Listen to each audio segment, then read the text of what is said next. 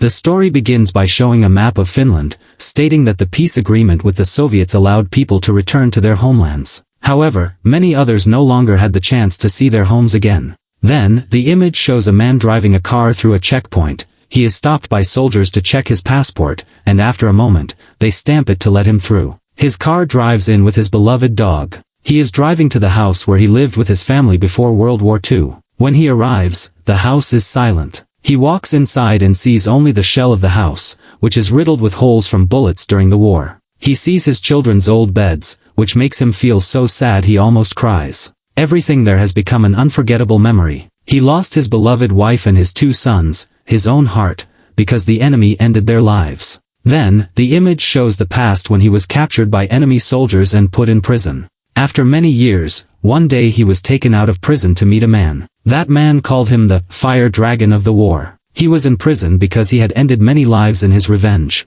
Even though he was a war hero, the law did not allow him to do that, as it was a crime, so the authorities put him in prison. The image then shows him in the present, just out of prison, dismantling his old house and loading it onto his truck to build a home in a new, safer place. After many hours, he finished loading the house and burned the leftover wood that could no longer be used. He then drives away. After traveling from night until morning, there are 120 kilometers left to reach Finland, the current territory after the war. While traveling, his eyes keep looking at the photo of his wife and children with deep longing.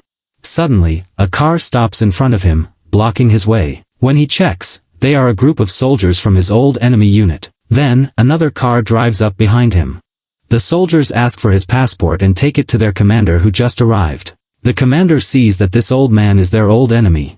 He mocks the man, saying he must be homesick to venture into territory the enemy captured just to take house wood. Then, the commander orders his subordinates to surround him from the front and back and attack the old man. The old man watches them closely, looking front and back to see what they are planning. He notices one behind him has a knife and one in front has a fire bottle. When the man with the fire bottle gets near the door, the old man slams the door into him. He reverses the truck over the soldier with the knife to stop him from stabbing the tires.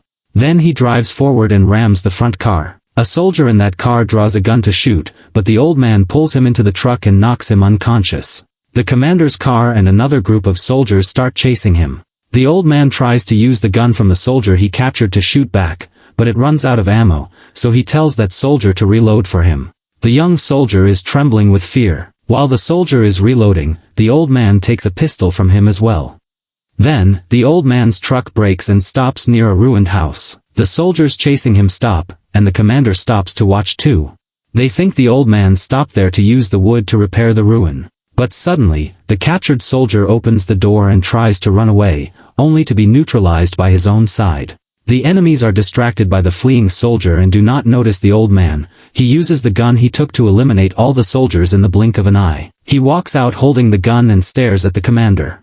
He shoots the tires of the commander's car. When a subordinate tries to fight back, the old man eliminates that soldier sitting in the car too. Then he gets back on his truck and drives away. While the commander is changing the tire, his motorcycle unit arrives. He orders them to chase the old man. The motorcycle group pursues the truck, and they are all carrying explosives. They surround his truck. He draws his gun to shoot the biker near the window, but he cannot hurt them because they wear steel helmets and body armor. Then, the motorcycle group shoots his face, causing the old man to swerve off the road, but he keeps trying to steer the truck forward. A soldier jumps onto the truck and shoots from the top. The old man dodges and hits the brakes, causing the soldier to fall. The soldier tries to climb back up, but the man swerves until the soldier falls and is run over by the commander's car. The motorcycle group continues the chase and they jump onto his truck again. One enters the truck and tries to push him out, but the old man hangs on. A biker nearby tries to pull him down, but the old man grabs an explosive from the biker's back and puts it in the motorcycle wheel, causing it to blow up. The old man then pulls the person inside the truck and throws him out too.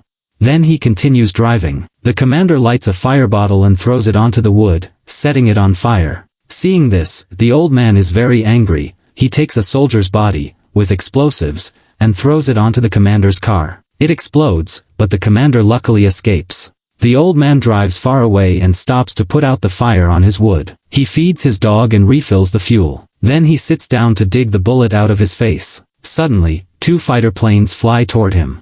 He quickly takes his dog and drives away. The two planes chase and fire at his truck without mercy, but because of the thick wood in the back, the planes cannot hurt him. He sees an old shed and hides inside. When the sound of the planes goes quiet, he realizes they are diving to drop a bomb. He speeds out just in time as the bomb hits the shed. He drives into a thick forest to hide from the planes. The pilots make a signal to each other to fly tilted to see through the trees. When the old man sees the plane flying tilted to shoot him, he hits the brakes. The plane clips its wing on the truck and explodes. He continues driving and notices the other plane is gone. He gets out to look around but sees nothing.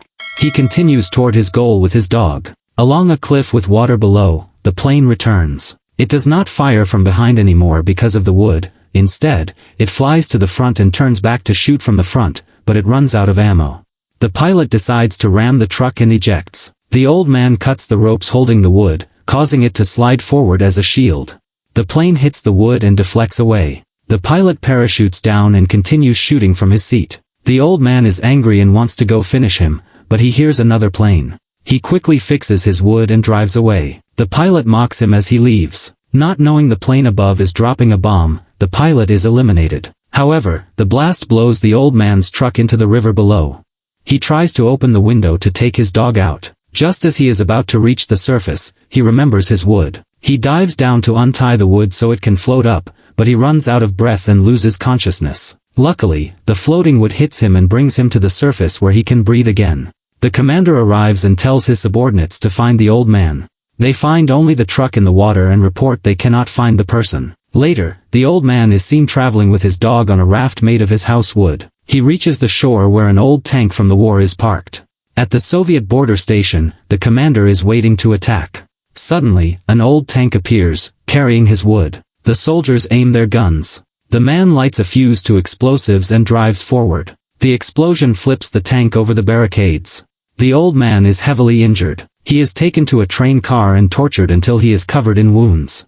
The commander mocks him for fighting to protect a family that is already gone, admitting that his unit ended their lives. In deep pain and rage, the old man breaks his chains even though he is wounded. The soldier guarding outside hears him fall and enters the car. The old man pulls a blade out from under his own skin. He had hidden it there while in the tank. He eliminates the guards and escapes. The commander and his superiors are drinking and celebrating. They are military officers who only care about their own interests. The old man moves from one train car to another to find the commander for revenge. He neutralizes sleeping soldiers along the way. When moving through the cars becomes too difficult, he goes to the roof. A vent hits him and he falls into a car where soldiers are awake. A fight breaks out. The commander hears this and detaches the train cars to stop him. The old man detaches the section with a large missile and ignites it. The missile pushes the car forward at high speed until it rams into the commander's car. He fights the commander, detaches the missile's bolt, and hitches the commander to it. He detaches the car, and the missile carries the commander away and explodes. His revenge is complete. He puts his wood on a transport and successfully crosses the border into Finland. The soldiers recognize the brave veteran and salute him. The story ends here. Thank you to everyone for following this movie recap from beginning to end. If you enjoyed this story, don't forget to subscribe to watch my future movie recaps.